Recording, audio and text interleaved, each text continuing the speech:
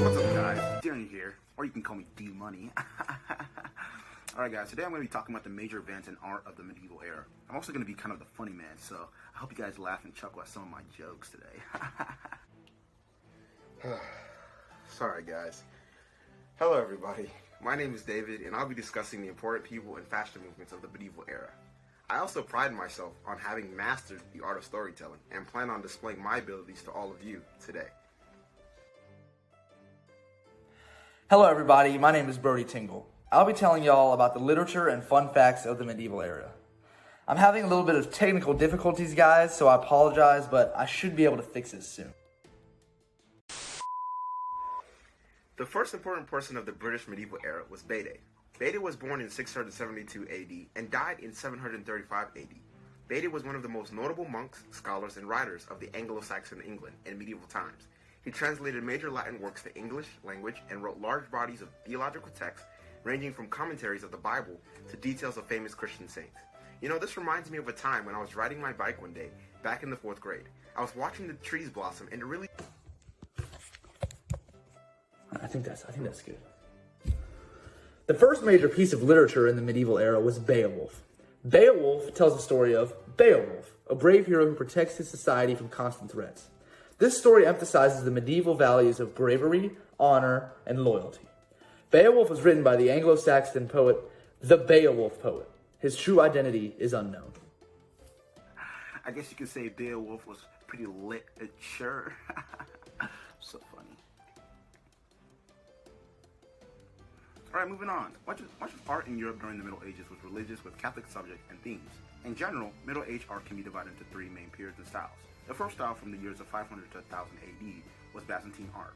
Byzantine art lacked realism, artists focused on symbolism, and artwork was very serious, dull, and religious. Art was simple back then. I guess you can say it was Byzantine boring. Oh, man. The second important person was Roger Bacon. Roger Bacon was a scientist with interest in optics and physics.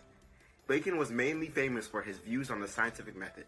He was one of the most remarkable English philosophers in medieval Europe to stress on the importance of the scientific method, emphasizing the value of empirical methods when trying to understand nature. You know, this reminds me of when I was in the third grade and I entered my school science fair, bright-eyed and bushy-tailed. I woke... Fun fact. Eels were occasionally used as currency. Fun fact, over. Brody, you're facing the other direction. Let's move forward. The first major event of the British medieval era was when John I signed the Magna Carta on June 15, 1215. King John I was one of the worst kings in English history. However, he did mistakenly sign one of the most important documents in British legal history. After rebellion from his barons, he was forced to sign the Magna Carta, which placed certain restrictions on his royal authority. He later broke this deal, fresh rebellion sparked, but this was later ratified by his successor, Henry III. Oh, King John I, more like King John the Worst, am I right? Just stop, please, just stop. The third notable person in the British medieval era was William of Ockham. William of Ockham was a famous medieval friar who was a notable figure of church in the medieval period. He produced many major works on theology, physics, logics, and politics. Lastly, he spearheaded an intellectual movement in the medieval period and significantly contributed to both secular and theological philosophy. You know, this reminds me of the time I went to church and ate some pretty good croissants. These croissants were the butteriest. Fun fact. Hey Daniel, is this better? I think I fixed it. Anyway, the population of England went up 500% between the 12th and 14th centuries. Fun fact, over. Brody, I think you should probably fix that. That does not look better. Alright, moving on. So the second major event of the British medieval era was the 100-Year War. From 1066, England had been linked to France since William I was Duke of Normandy, a subject of the French king. One of the most notorious results of this servitude occurred in 1120, when King Henry I sent his son and heir William Adeline to kneel before the French king. On his return back, William's ship was wrecked and the young prince drowned, sending England into anarchy. This anarchy continued until the 100-Year War erupted in 1377. That year, Philip VI of France seized the English-held territory of Aquitaine, which then led Edward III to challenge the French by declaring himself rightful king of France through his mother's line. This subsequently resulted in more conflict that divided Europe for over 100 years. the 100-Year War, more like the 100-Year Beef, if I'm right. Daniel, you gotta stop. Now on to medieval fashion during this era. Clothes during the English Middle Period were generally the same for all classes. All clothes were tailor-made, but the difference was in extra decoration. Finer materials had improved cuts for the wealthier. Metal, jewels, and fur also distinguished their wardrobe from the poor. More expensive decorations included precious metal, stitching, buttons, pearls, cabakins of glass, or semi-precious stones. You know, I remember a time I went to the store for clothes and ended up spending the whole day. Fun fact. Animals were tried and convicted of crimes, sometimes resulting in the death penalty. Fun fact, over. The third major event of the British medieval era was the bubonic plague and peasants' revolt. The bubonic plague had already spread to much of Europe and Asia, but in 1348 it arrived in England. In a few years, it killed between 30% and 45% of the population. In the aftermath of the Black Death, workers were in high demand and landowners were reluctant to comply with their needs, coupled with high taxes. This resulted in a revolt by the peasants, led by Wat Tyler. King Richard II met the rebels and persuaded them to lay down their arms. Tyler was killed by the king's men, and Richard convinced the rebels to disband by promising them a compromise, but instead they received retaliation. This reminds me of the time when I was 3.36 years old, and I had to go to the hospital for phalangeal bypass surgery.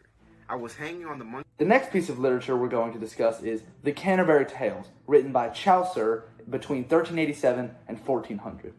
The Canterbury Tales tells the story of 30 people from different backgrounds going on a religious journey. On this journey, they all told stories to pass the time. The compilation of these stories is called The Canterbury Tales. The Canterbury Tales represents one of the biggest genres of literature of the time, which was the writing of spoken stories that were passed down from generations. Is he underwater? Anyways, the next era of medieval fashion is outer clothes.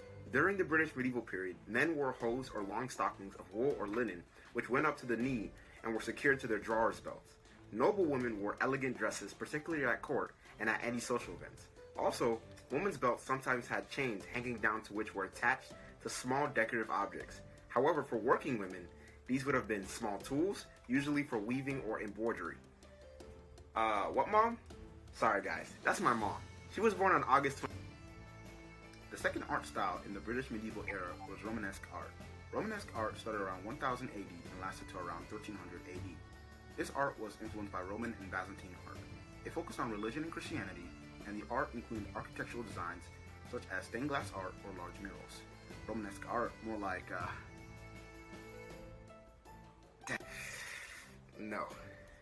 The last influential person during the Middle Ages was Johannes Gutenberg. Johannes Gutenberg, during this period, invented the printing press, widely known as the Gutenberg Press. Gutenberg's invention was one of the most instrumental factors contributing to the European Renaissance and the Enlightenment. It replaced the old methods of printing textbooks and laid the groundwork for public education for all, a notion that was seen as impossible during that time.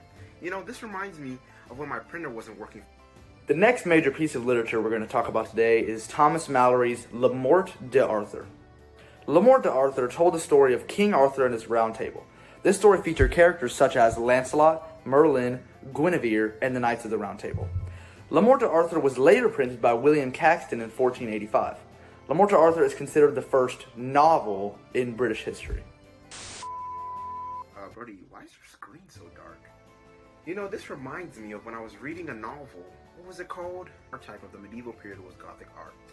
Gothic art drew inspiration from Romanesque art. During this period, artists began to use brighter colors, added more dimensions and perspective to their art, and tried subject matters beyond just religion. Some of the infamous artists who lived during the end of the Middle Ages were often considered to be part of the beginning of the Renaissance. Gothic? More like emo art.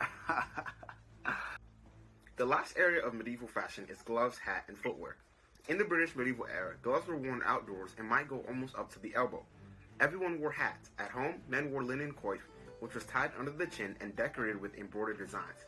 Women wore a wimple, a headdress that covered the neck and sides of the face. A cap or hood was used as well when outdoors, one with a brim that could be turned up at the back or front. Shoes covering the ankle were worn outdoors, a soft slip-on in one's private chambers. Shoes were made from cloth or leather and became increasingly pointy as the Middle Ages wore on, especially for men. Speaking of pointy shoes, I remember when Alright, I think that's good. So, all in all, the art of literature grew tremendously in the medieval era. Literacy rates skyrocketed due to the invention of the printing press, and leisure reading became popular through the writing of many novels and stories. These improvements were vital to the beginning of the Renaissance. With these writings also came very influential people, individuals who invented various tools, constructed numerous theories, and established new ideas that spearheaded movements for generations to come. Along with the influential people, there were also many events that shaped British history and the future of Britain as a whole. Thank you all for watching. I hope you learned something and enjoyed my jokes. Took me 3 weeks to write those. No.